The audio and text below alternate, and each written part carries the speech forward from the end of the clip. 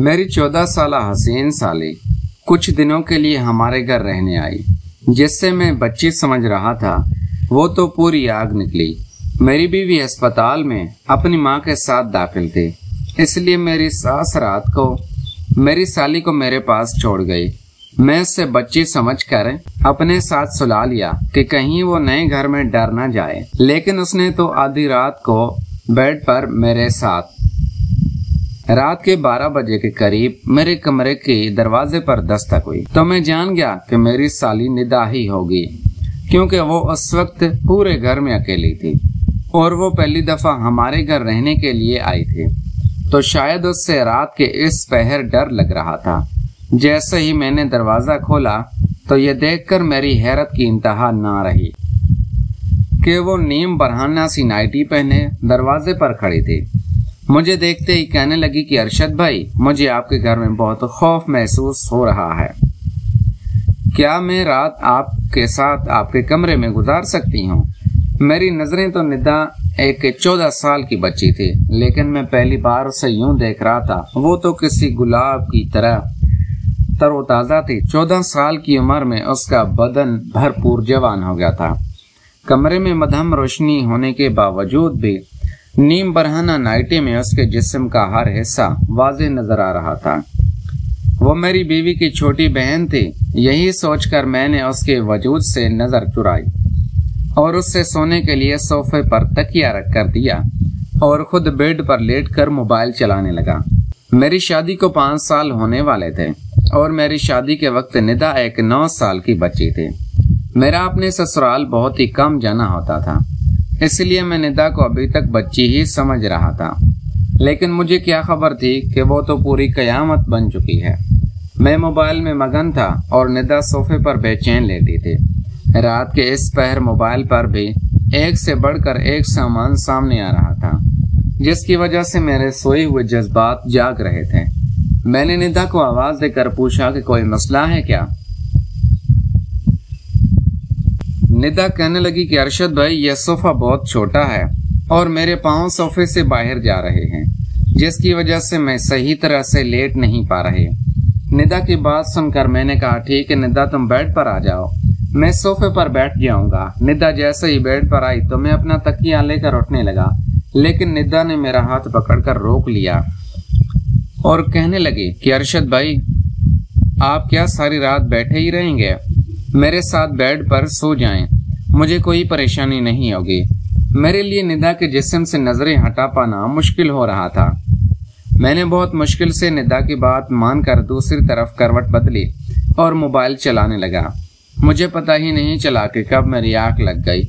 अभी मुझे सोए हुए कुछ ही देर गुजरी थी कि अचानक ही मेरी आंख खुली और मेरे रोंगटे खड़े होने लगे। मैं सोच भी नहीं सकता था कि जैसे मैं एक कम उम्र बच्ची समझ रहा हूँ, वो तो पूरी शराब है।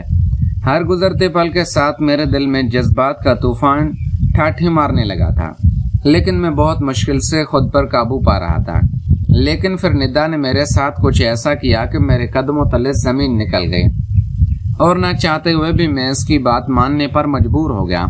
मेरी और सबा की शादी को 5 साल गुजर चुके थे और इन 5 सालों में ऐसा कोई दिन नहीं था जब सबा ने मेरी खिदमत में कोई कसर छोड़ी हो। मेरी और सबा की पहली मुलाकात कॉलेज में हुई थी और हम दोनों एक दूसरे को पहली ही नजर में पसंद आ गए थे। हम दोनों के प्यार मोहब्बत का सिलसिला बढ़ते बढ़ते शादी तक पहुंच गया था। जब मैंने अपने घर वालों को सबा के मुतालिक बताया तो मेरी माँ ने यह कहकर इनकार कर दिया कि खानदान से बाहर वो किसी सूरत मेरी शादी नहीं करेगी। लेकिन मैं सबा की मोहब्बत में इतना आगे बढ़ चुका था कि वापसी का कोई रास्ता मुमकिन नहीं था। उसके बगैर तो एक पल भी गुजारना मुश्किल था। हम दोनों अपनी ही मोहब्बत में सारी हदूद पार करते हुए तमाम रिश्ते कायम कर चुके थे। कॉलेज में जाने के बाद हम दोनों एक दूसरे का हाथ पकड़कर वापस बाहर निकल जाते और कॉलेज के पीछे बने हुए छोटे छोटे होटलों में एक दूसरे के साथ वक्त गुजारते। मैंने अपनी माँ को मनाने की बहुत कोशिश की, लेकिन वो किसी भी सूरत में इस शादी के लिए राजी ना हुई और मैंने सबा के साथ भागकर शादी कर ली। जब मेरे माँ बाप को इस बारे में इल्म हुआ तो उन्होंने मुझे घर से ही निकाल दिया, क्योंकि मैं कोई नौकरी नहीं करता था और ना ही मेरी कोई कमाई थी। और जब सबा के घर वालों को इस बारे में पता चला तो वो हमारी शादी के खिलाफ हो गए, और वजह यही थी कि मैं कुछ भी नहीं कमाता था। बहुत मुश्किल से मैंने सबा के घर वालों को राजी कर लिया, लेकिन सबा के घर वालों ने हमसे मिलना जुलना खत्म कर दिया था। काफी अरसे तक मैं और सबा फाकों वाली जिंदगी गुजारते रहे, लेकिन जैसे ही मेरी नौकरी लगी और मेरे हालात कुछ बेहतर हुए तो सबा अपने घर वालों से मिलना जुलना शुरू कर दिया।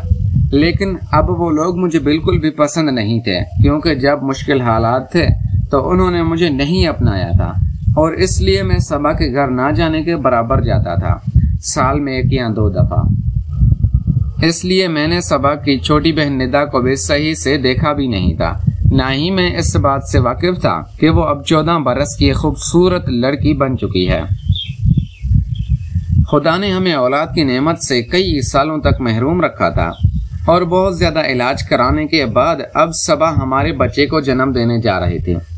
मेरे घर वाले तो थे ही नहीं, इसीलिए मजबूरन मुझे सबा की माँ को बुलवाना पड़ा। और जब हम सबा को अस्पताल लेकर गए तो डॉक्टर ने बताया कि सबा को 1-2 दिन अस्पताल में दाखिल रहना पड़ेगा। प्रेगनेंसी के इस अरसे में सबा को बहुत सी बीमारियां हो चुकी थी, इसलिए उसका केस काफी मुश्किल था। सबा के वालिद कहीं शहर से बाहर गए हुए थे, इसलिए सबा की वालिदा ने उसकी छोटी बहन को मेरे पास हमारे घर में छोड़ दिया, क्योंकि वो उसे अकेला नहीं छोड़ सकती थी। मैं बहुत अरसे बाद सबा की बहन निदा को पहली दफा देख रहा था, और मैं उसको देखकर हैरान रह गया था। मैं तो सबा की खूबसूरती का ही दीवाना था, लेकिन उसकी छोटी बहन तो उससे कहीं ज्यादा खूबसूरत थी, और उससे देखकर मैं सबा को भूल गया था। निदा ने सबा की गैर मौजूदगी में घर के सारे काम काज बहुत अच्छे से किए, और मुझे बिल्कुल महसूस नहीं हुआ कि सबा घर में नहीं है। उसने सारे घर को सलीके से साफ सुथरा करके सोने की तैयारी शुरू कर दी। तो मैं भी अपने कमरे में चला आया, लेकिन थोड़ी ही देर बाद जब कमरे के दरवाजे पर दस्तक हुई तो मैं जान गया कि निदा आई है। शायद उसे किसी चीज की जरूरत थी, लेकिन मैं इस बात से बिल्कुल बेखबर था कि निदा तो कुछ और ही इरादा लेकर आई है। पहले तो वो सोफे पर आराम से बैठ गई और कहने लगी कि मुझे बहुत ज्यादा अकेलेपन में खौफ महसूस हो रहा था, क्योंकि ये घर मेरे लिए बिल्कुल नया है। इसीलिए मैंने सोचा कि क्यों ना मैं आपके कमरे में ही रात गुजार लूं।